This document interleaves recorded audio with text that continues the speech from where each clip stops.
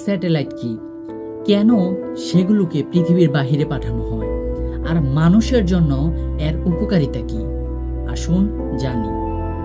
Satellite হচ্ছে মহাকাশে পাঠানো যন্ত্র যা পৃথিবীকে ঘিরে থাকে।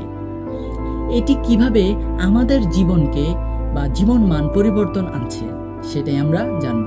বিশেষভাবে ডিজাইন করা স্যাটেলাইটগুলো আমাদের টেলিভিশন সিগন্যাল, ইন্টারনেট এবং আবহাওয়ার পূর্বাভাস প্রদান করে।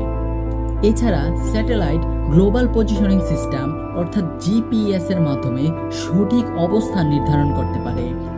বিপর্যয়কালে স্যাটেলাইট আমাদের জরুরি তথ্য সরবরাহ করতে পারে।